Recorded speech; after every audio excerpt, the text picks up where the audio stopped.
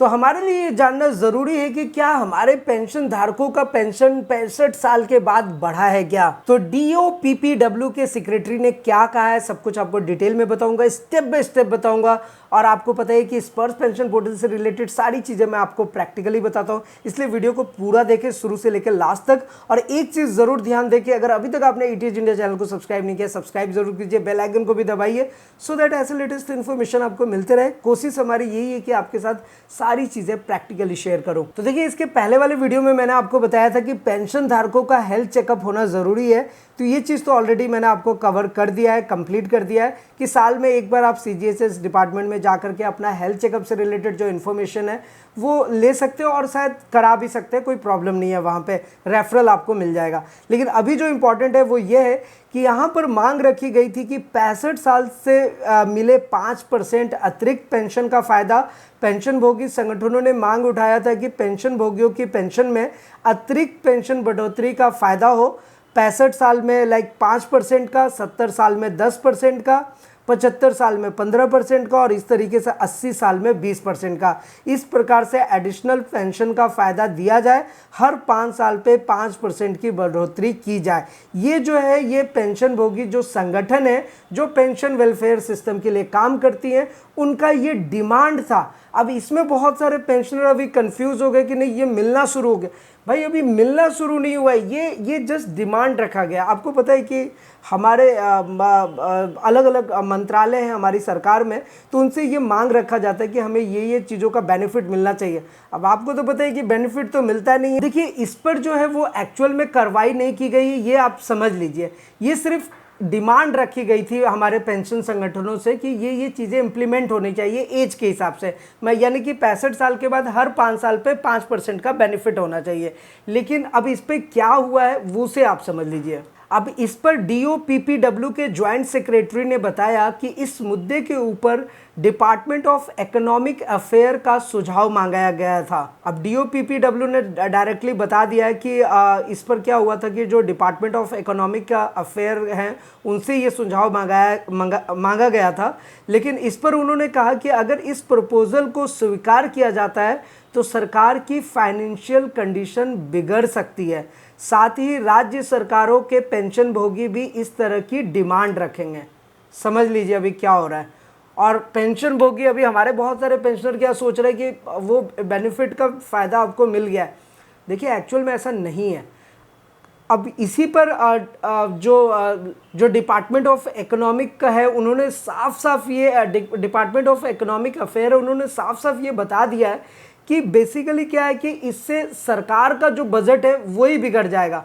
तो अगर वो ये चीज़ अगर लाते हैं और पेंशन को हर 5 साल पे पेंशन का बेनिफिट दे रहे हैं 5% इंक्रीमेंट से, तो इससे क्या होगा कि जो अदर पेंशनर्स हैं, जो राज्य सरकार के पेंशनर होते हैं, तो वो भी कुछ इस तरीके का डिमांड रखेंगे। तो इसलिए उन्होंने बोला कि ये चीज़ पॉसिबल नहीं है, जिसकी वजह से वित्तीय बाधाएं आ सकती है। इसके लिए इसको स्वीकार नहीं किया जा सकता, साफ साफ बोल दिया है इन्होंने। ज्वाइंट सेक्रेटरी के इस दलील के बाद पेंशन भोगी संगठनों ने इस मांग के ऊपर फिर से विचार करने का अनुरोध किया है। फिलहाल यह मामला अभी भी विचाराधीन है। तो आपको क्लियरली सारी चीज़ समझ आ गई होगी कि ये जो है, अब देखिए, अब बेसिकली क्या है कि जो हमारे पेंशन भोगी संगठन है, जो हमारा वेलफेयर सिस्टम है, वो तो हमेशा पेंशन के बेनिफिट्स के लिए ही सोचेंगे।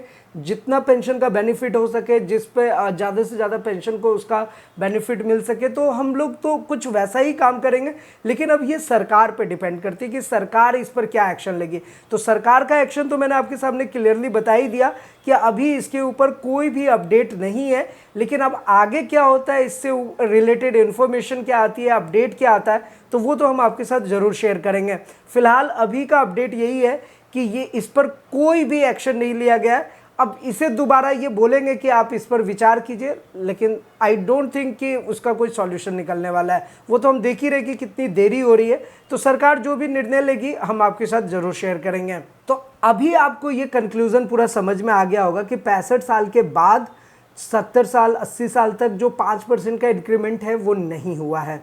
एनीवे, अब ये जो अलर्ट मैसेज आ रहा है इसे तो आप समझ ही गए होंगे कि जिनका नवंबर 2023 में लाइफ सर्टिफिकेट जीवन प्रमाण पत्र अपडेट नहीं हुआ था, उसको जून तक बढ़ा दिया गया था, और अभी जून ही चल रहा है। जस्ट इमेजिन कीजिए कि अगर आप अपना अभी भी सिंसियर नहीं होंगे जीवन प्रमाण पत्र को लेकर के, तो आपकी पेंशन सच में रुक सकती है और फिर आपको पेंशन नहीं मिलेगा।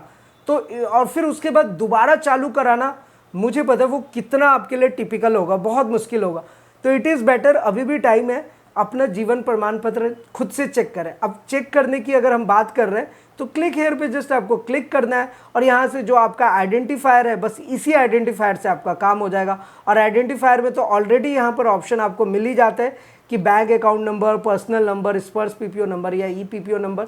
बिना स्पर्श में लॉगिन किए हुए आप यहाँ से चेक कर सकते हैं कि आपका माइग्रेशन हुआ। माइग्रेशन तो सबका हो गया, 5 से 10% अगर पेंशनर को छोड़ दें तो सारे पेंशनर का डेटा स्पर्श में माइग्रेट हो चुका, तो माइग्रेशन का तो सवाल ही नहीं है। लेकिन जो हमारे 5 से 10% हैं वो एक बार ज़रूर चेक करें। दूसरी चीज़ क्या है, तो यहाँ पर आपको सारे ऑप्शन मिल जा रहे हैं, अकाउंट नंबर, पर्सनल नंबर, स्पर्श पीपीओ नंबर, ई पीपीओ, कहीं से भी आप अपना डेटा चेक कीजिए। अब बेसिकली माइग्रेशन भी आप यहाँ से चेक कर सकते हैं जो 5 से 10% पेंशनर है। लेकिन जो इम्पॉर्टेंट है कि आप अपना लाइफ सर्टिफिकेट का अपडेट देखें तो वो यहीं से आपको देखने को मिलेगा। और वैसे अगर आप चाहें तो स्पर्श पेंशन पोर्टल में लॉगिन कर ही सकते हैं, आपको हर बार बताया ही है। User name, password, captcha code देना है, उसके बाद लॉगिन बटन पर क्लिक करेंगे, एक OTP आएगा, OTP डालेंगे, अंदर एंटर कर जाएंगे और वहाँ से आप अपना लाइफ सर्टिफिकेट का स्टेटस चेक कर सकते हैं। ये सारी चीज़ें बता रखी है, तो उम्मीद है आपको ये सारा चीज़ समझ आ गया होगा। इसलिए अगर फिर भी अगर आपके मन में कोई सवाल रह जाए, कोई क्वेश्चन रहे, आप नीचे कमेंट करके ज़रूर पूछिए। और साथ ही साथ अगर आप अपना कोई सुझाव या एडवाइस देना चाहते हैं वो भी आप हमारे साथ शेयर कर सकते हैं। तो फिलहाल आज की इस वीडियो में इतना ही, फिर मिलते हैं किसी नेक्स्ट इंटरेस्टिंग वीडियो में। तब तक के लिए सलाम, दुआ, प्रणाम, सत श्री अकाल। कीप वॉचिंग, कीप स्माइलिंग, अपना और अपने साथ सबका ख्याल रखें। जय हिंद, वंदे मातरम।